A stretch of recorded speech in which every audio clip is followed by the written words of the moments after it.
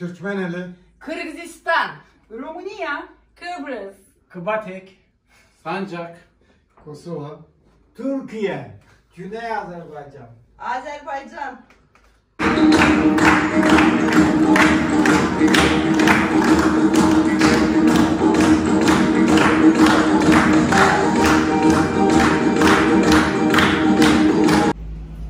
Ey Asya bakışlı Kırgız güzeli!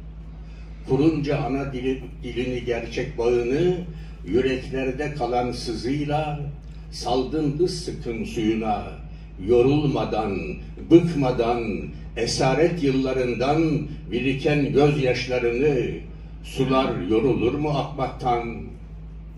Ey Asya bakışlı Kırgız güzeli! Heyecanı ve mutluluğu içindeyiz. Etkinliğimizin uluslararası düzeyde 17 yıldır gerçekleşmekte oluşu Seferihisar ve Kıbatek için bir gurur konusudur. 40 gece düğün yapacakmış. Bütün çeyizlerini al getir diyor. Yüreğimde oya gibi işlediğim gizli düşlerimi o biliyor. Dar nefericită ea. Frumoasă, dar nefericită este ea. Zinirken gözlerim solgun, efsunlu bestenle sermest iken tekmi. Vakit projesi Joya'da aşıbra. Niyara? Nedir? Ağlama başına dönülmen senin. Bizi Antinde. Yeşil çamlar, yalçın kayalar. sen en iyisi gelme.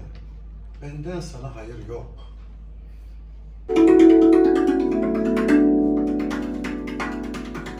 Tam yanımda kalıyoruz. Bizim orada evim, benim evim oradadır.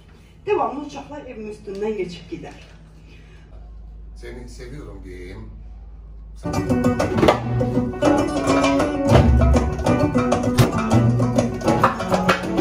Siz değerli şairler, sanatçılarımız bu güzel etkinlik